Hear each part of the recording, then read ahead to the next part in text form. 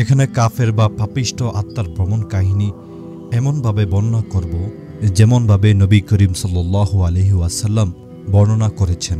তিনি বলেন, কাফের বান্দা অন্য বর্ণনায় পাপিষ্ট বান্দা যখন পৃথিবী ত্যাগ করে আখিরাতের দিকে অগ্রসর হয়, তখন আকাশ থেকে কালো চেহারা বিশিষ্ট কঠিন হৃদয়ের ফেরেশতাগণ অবতীর্ণ হয়, যাদের সঙ্গে আগুনের পোশাক রয়েছে।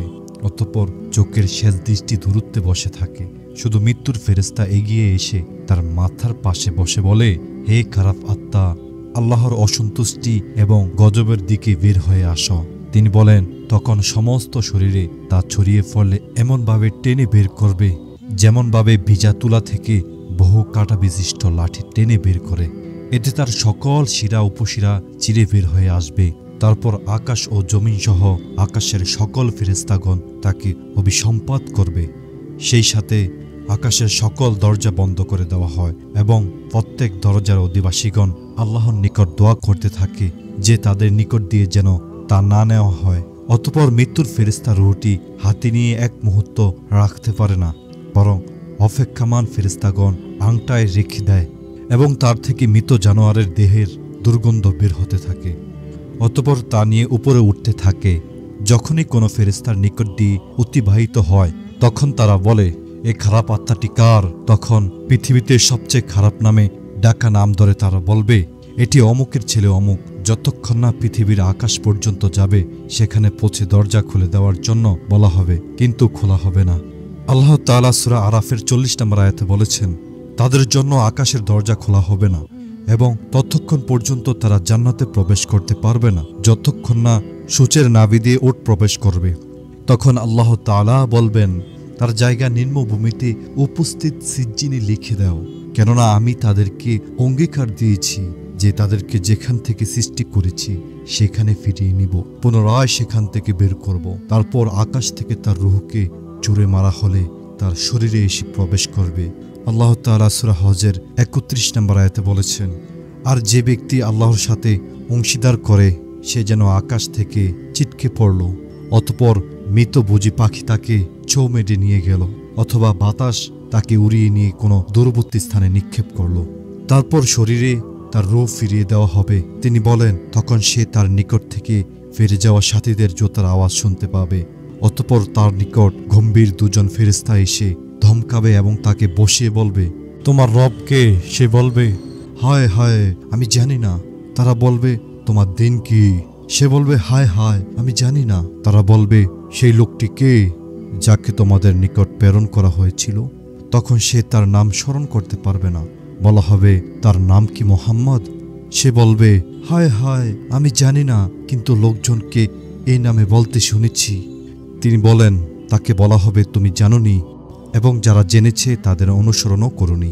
তখন আকাশ থেকে একজন আহ্বানকারী আহ্বান করবে, সে মিথ্যা বলেছে, সুতরাং তার জন্য জাহান্নামের বিছানা বিছিয়ে দাও এবং জাহান্নাম থেকে একটি দরজা খুলে দাও, যেন সেখান থেকে উত্তাপ ও প্রখর বাষ্প আসতে থাকে এবং তার কবরকে এমন সংকীর্ণ করে দেওয়া হবে যেন তার বুকের হাড়গুলো একদিক থেকে অন্যদিকে চলে যাবে।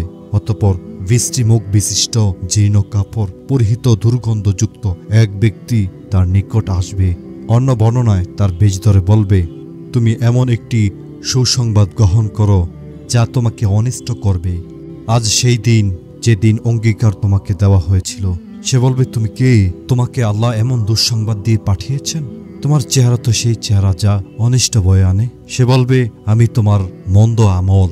আল্লাহর কসম, তুমি তার অনুগত্যের প্রতি ছিলে অত্যন্ত নিচ্ছল এবং তার নাফরমানির প্রতি ছিলে চতুর। আল্লাহ তাআলা তোমার মন্দের যথাযথ প্রতিদান দিয়েছেন। অতঃপর তার জন্য একজন অন্ধ, বধির এবং কুৎসিত ফেরেশতা নিযুক্ত করা হবে, যার হাতে থাকবে একটি হাতুড়ি। যদি এর দ্বারা কোনো পাহাড়কে আঘাত করা হয়, তবে পাহাড় ধূলিসাৎ হয়ে যাবে। তা দ্বারা তাকে আঘাত করে ধূলিসাৎ করে দেওয়া হবে। আবার আল্লাহ তাকে পূর্বের অবস্থায় ফিরিয়ে দিবেন। আবার তাকে মারলে এমন জোরে চিৎকার করবে যে জিন ও মানুষ ব্যতীত অন্য সকল সৃষ্টিজীব তা শুনতে পাবে। অতঃপর তার জন্য জাহান্নামের একটি দরজা খুলে দিয়ে জাহান্নামের বিছানা বিছিয়ে দেওয়া হবে। তখন সে বলবে, হে আল্লাহ, তুমি কিয়ামত সংগঠিত করো। প্রিয় ভাতৃবৃন্দ, এটিই ছিল আকাশ ও জমিনের আত্মার সবচেয়ে বড় বিচরণ বা ভ্রমণ।